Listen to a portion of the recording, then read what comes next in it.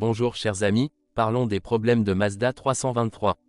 La Mazda 323 est l'une de ces voitures qui vous conviendront parfaitement pour voyager avec toute la famille, et si jamais vous avez envie d'une conduite plus rapide, elle vous procurera à nouveau du plaisir. La Mazda 323 a tendance à pencher un peu dans les courbes, même en conduite plus serrée, et le volant est direct et offre une très bonne réponse, même s'il est peut-être un peu plus léger que nous le souhaiterions.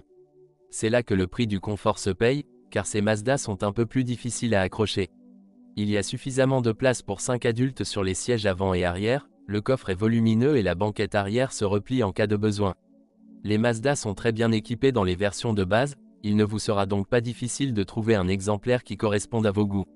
Il faut également mentionner qu'après 2001, la refonte a été effectuée, de sorte que la 323 a obtenu un look encore plus attrayant. La gamme de moteurs est assez large, il y en a jusqu'à 7, alors procédons par ordre, par type de carburant. L'essence commence avec le 1,3, qui est installé depuis 2001. Il a 72 chevaux, ce qui peut être suffisant pour la ville, mais pas pour la route. Le 1,6 a 96 chevaux et s'en sort un peu mieux avec la masse de Mazda. Les moteurs 1,8 et 2,0 sont d'excellents choix, parmi lesquels nous recommandons le plus puissant, qui développe 131 chevaux et peut tirer agréablement. Certes, l'immatriculation est plus chère, mais l'avantage d'un moteur plus puissant en vaut toujours la peine, jusqu'à 2000 cm3. En revanche, le 1,6 serait une solution de compromis si seule la variante essence était requise. En plus de toutes ces essences, notre choix se porterait sur le 2,0 turbo diesel. Même si vous trouvez un modèle après 2001, il y a de quoi se réjouir. Sa puissance a alors été réduite à 100 chevaux, mais il tire toujours bien et est étonnamment silencieux. Si l'on ajoute à cela la consommation moyenne de seulement 4,5 litres de diesel, comme le dit l'usine, il est clair qu'il faut dépenser de la vapeur pour cela. Il suffit de le trouver dans les publicités, car ce n'est pas si courant chez nous. La 323 est l'une des voitures les plus fiables du marché, nous n'avons donc pas grand-chose à dire dans cette section.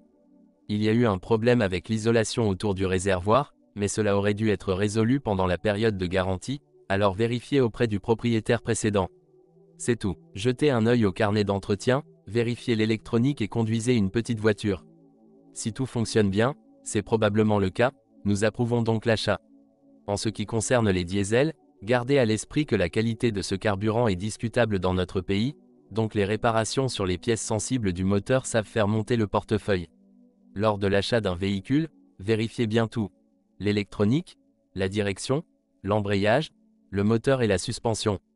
Les réparations sont coûteuses, mais essayez de trouver un véhicule dont l'historique d'entretien est connu, cela peut coûter un peu plus cher, mais cela en vaut la peine. Avantage, Mazda 323. Fiable, qualité, faible consommation. Crinière, Mazda 323. Rouille sur les ailes arrière. 2001. Rappel en raison d'une possible corrosion du réservoir de carburant. Conduite inconfortable sur des routes endommagées. Erreur possible du moteur. Possible secousse à l'accélération. Les diesels sont très bruyants. Design d'intérieur monotone et gris.